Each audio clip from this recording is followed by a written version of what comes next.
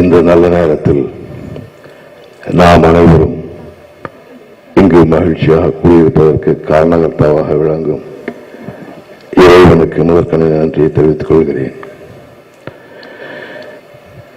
இங்கே கூடியிருக்கும் என் மரியாதைக்குரிய பெரியவர்களுக்கும் என் கலை குடும்பத்தை சார்ந்த உறவினர்களுக்கும் ஊடக நண்பர்களுக்கும் என் பணிவையும் அன்பையும் தெரிவித்துக் கொள்கிறேன். சினிமா மிக சக்தி வாய்ந்த மக்கள் ஊடகம். அந்த ஊடகத்தை வெறும் வியாபாரமாக மட்டுமே பயன்படுத்திக் கொண்டிருக்கும் சூழல். அது வியாபாரம் என்று வந்துவிட்டால் அதற்குரிய இலக்கணம் அதுதான். அதையும் மீறி தயாரிப்பாளர் முக்தா கோவிந்தா அவர்களும் இயக்குனர் சத்யசிவா அவர்களும் இந்த ஊடகத்தில் இறைவன் நம்மை உட்கார வைத்திருக்கிறான். வியாபாரத்தையும் பார்த்துக்கொண்டு அதோடு சமூக பிரச்சனையோடும் இருக்க வேண்டும் என்ற எண்ணத்தில் இந்த படத்தை கொடுத்திருக்கிறார்கள். இந்த நல்ல எண்ணத்திற்காக இந்த படம் மிகப்பெரிய வெற்றி அடைய வேண்டும் என்பது என்னுடைய ஆவல், என்னுடைய பிரார்த்தனை. வணக்கம். எல்லாருக்கும் வணக்கம். ஃபர்ஸ்ட் ஆஃப் ஆல் இங்க வந்து எல்லாருக்கும் மன்னிப்பு கேட்டுக்கிறேன். விழா கொஞ்சம் லேட்டாக ஆரம்பிச்சது. So really sorry for that. And சிவப்பு இந்த படம் ரொம்ப முக்கியமான படம் என்னோட கெரியரில். Director Sathyasiva sir first time என்னை மீட் பண்ணி பேசும்போது அவர் ஃபர்ஸ்ட் சொன்ன வார்த்தை, இந்த கதையில் இந்த படம் மூலியமாக உங்களுக்கு ஒரு வித்தியாசமான வரவேற்பு இருக்கும்னு சொன்னார். அது ப்ரூவ் பண்ணிட்டாரு. பிகாஸ் படம் பார்த்தவங்களாம் நான் அப்ரிஷியேட் பண்ணி விஷ் பண்ணியிருக்காங்க. I'm really happy and actually ரொம்ப எக்ஸைட்டடாக இருக்கேன். என்ன சொல்கிறதுனே தெரியல. And thank you director Sathyasiva sir and of course producer Mukta Govind sir, thank you for giving me the opportunity. And Madhu Ambat sir, சொல்லவே வேண்டாம், எல்லாருக்கும் தெரியும் எவ்வளோ பெரிய சினிமாட்டோகிராஃபர். அவர் கூட ஒர்க் பண்ணும்போது அவர் வந்து ஒரு நல்ல, நான் நினைச்சேன் ரொம்ப சீரியஸா இருப்பார், ரொம்ப சீனியரான ஒரு technician. But he's very young at heart. ஒரு டீனேஜர் மாதிரி தான் இருந்தார் செட்ஸ்ல. So it is really nice working with you sir. And Rajkiran sir, எல்லாருக்கும் தெரியும் எவ்வளோ பெரிய நடிகர் அவர். அண்ட் நவீன் சொன்ன மாதிரி நிறைய விஷயங்கள் நாங்கள் அவர்கிட்ட இருந்து கற்றுக்கிட்டோம். அண்ட் அவ்வளோ பெரிய ஆர்டிஸ்டாக இருந்தாலும் எங்கள்கிட்ட வந்து ரொம்ப ரொம்ப ஜென்டிலா அண்ட் அன்பா இருந்தாரு, நிறைய விஷயங்கள் கற்றுக் கொடுத்தாரு. ஸோ ரொம்ப நன்றி சார். அண்ட் ரகுநந்தன் சார், இந்த விழாவோட ஹீரோ, ரொம்ப நல்லா மெலடிஸ் கொடுத்துருக்காரு. எனக்கும் பிடிச்ச சாங்ஸ் அடுகுடு தான். Thank you sir.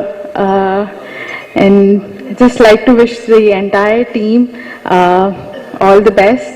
அண்ட் நன்றி. தேங்க்யூ.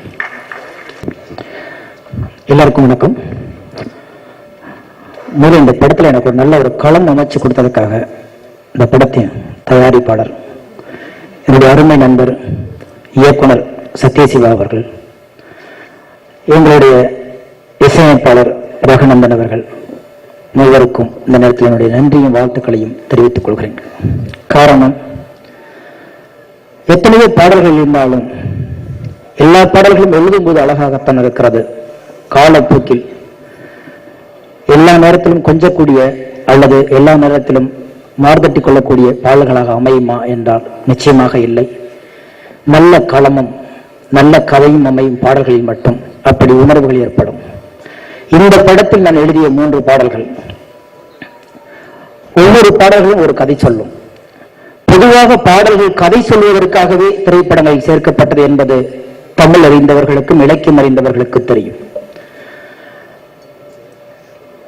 பாண்டவர் பூமியில் அவரவர் வாழ்க்கையில் எழுதும் பொழுது ஒரு உணர்வு தென்பட்டது. அது இனம் புரியாத ஒரு குடும்பத்துடைய வரலாறு சொன்னதாக நிகழ்ந்தும் போது நெகிழ்ந்து போனேன்.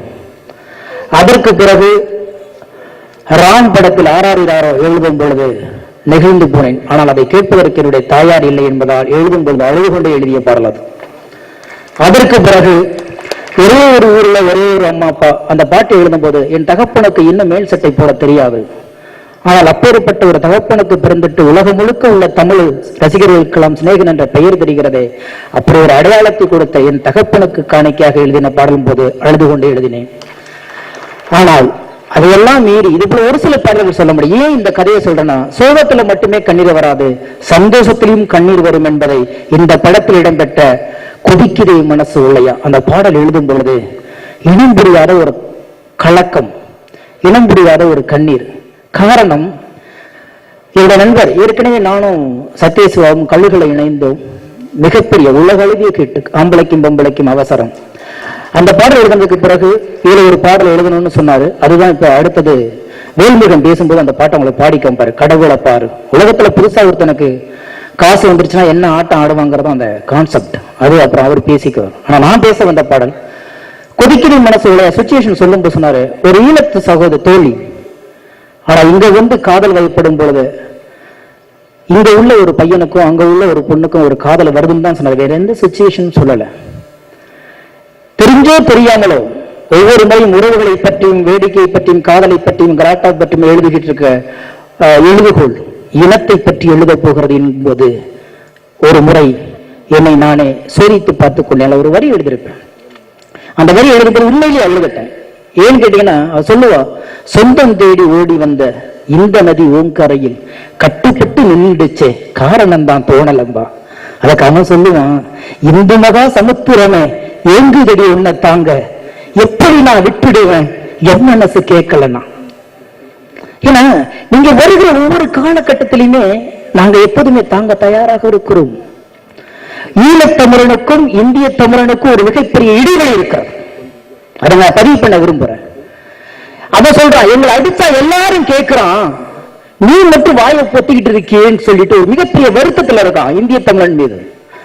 ஆனால் ஈழத்தமிழனாக சொல்லப்படுகிற உலகத்தமிழன் அந்த வார்த்தை சொல்லும் போது பேச வார்த்தையின்றி மொழியின்றி களம் இன்றி ஒரு மிகப்பெரிய மேடை என்று தவித்துக் கொண்டிருக்க இந்திய தமிழன் சொல்லுகிறான், நீ போராடுவதற்கு விடுதலை புலி என்ற இயக்கம் ஒரு தளமாக இருந்தது, ஆனால் நாங்கள்லாம் ஒன்று சேர்வதற்கு ஒரு தளம் இல்லை. காரணம், இனத்தால் மதத்தால் அரசியலங்கள் பிரித்து வைத்து விட்டார்கள். எதை வைத்து நாங்கள் இணைத்து வந்தோம். அதனாலதான் ஆதரிக்க முடியாம, அணைக்கவும் முடியாம, விளக்கவும் முடியாம தத்தளிச்சு கொண்டிருக்கிறான். நல்ல ஒரு களத்தை தமிழர்களுக்கு அமைத்து கொடுக்கவில்லை என்ற ஏக்கம் இருந்ததுனால அப்படி வந்துச்சு அந்த வரி. சொந்தம் தேடி ஓடி வந்த இந்த நதி ஓங்கரையில் கட்டுப்பட்டு நின்னடிச்சே, காரணம் தான் தோணல, இந்து மகா சமுத்திரமே எங்குதடி ஒன்ன வாங்க, எப்படி நான் விட்டுடுவேன் மனசு கேட்கல. இது எழுதும் போது ஏதோ என் ஈழத்து தோழிகளுக்கு ஒரு படிக்கல் அமைத்த சந்தோஷம் எனக்கு கிடைக்கிறது. நல்ல கதைக்களம் உள்ள பாடல்களை இயக்குநர்கள் கொண்டு வாருங்கள், நாங்கள் இலவசமாகவே பாடல் தருகிறோம். நன்றி, வாழ்த்துக்கள். சொந்தத்தமிழ் நாடு வந்த சரித்திர எட்டினிலே எங்கும் புகழ் வீட்டிருக்கும் நம் சிவப்பு இசை வெளிவிட்டு விழாம் நிகழ்ச்சியிலே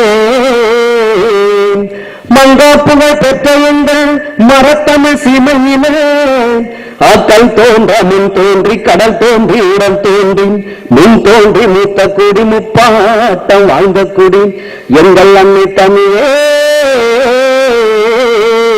எங்கள் அன்னை தமிழே, உனைப்பாடி உலகத்தில் உயர்ந்தோர் பலருண்டு.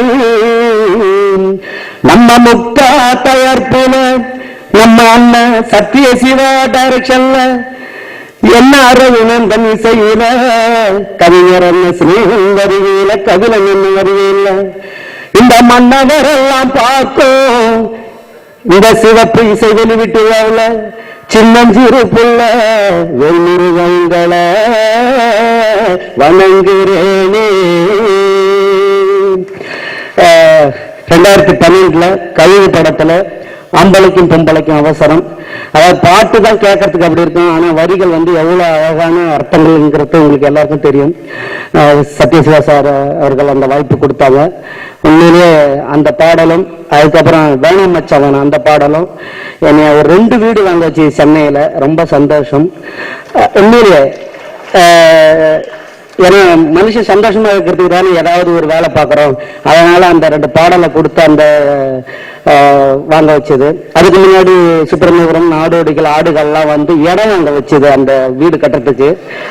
இப்போ வந்து சிவப்பு உண்மையிலேயே நான் ஈசிஆர்ல அட்வான்ஸ் கொடுக்கும்போது சொன்னேன், சிவப்புன்னு ஒரு படம் வரும்போது கண்டிப்பா ஆடியோ வந்துருச்சுன்னா இந்த வீட்டை முடிச்சிருவேன்னு நினைச்சேன். ஈசிஆர்ல எப்படியே இந்த பாட்டுக்காக எப்படியே வாங்கிடுவேன்னு நினைக்கிறேன். உண்மையிலேயே இந்த வாய்ப்பு கொடுத்த டைரக்டர் சார் அவர்களுக்கும், ரகுநந்தன் சார் அவர்களுக்கும், கவிஞர் சினேகனன் அவர்களுக்கும் என்னுடைய மனமார்ந்த நன்றி தெரிவிச்சுக்கிறேன். ஒரு 4 வரி. கடவுளை பாரு இவன் கதை என்ன கேடு, கைதைக்கு கூட கொண்டு முழக்கிருப்பாரு, அற்ப பயலுக்கு வந்த அதிர்ஷ்டத்தை பாரு, பிஞ்ச செருப்புக்கு புது பஞ்சன பாரு, அடசாக்கடையும் சந்தனமா மறக்குமா கூறு, காசு வந்த எரும மாடு எலிசபெத்தான் மாறுது பாரு. பணத்துல இந்த மாதிரி ஒரு வரிகளை சொல்றதுக்கு இதான் ஃபர்ஸ்ட் டைம் நினைக்கிறேன். வாய்ப்பு கொடுத்த அனைவருக்கும் என்னுடைய மனமார்ந்த நன்றி.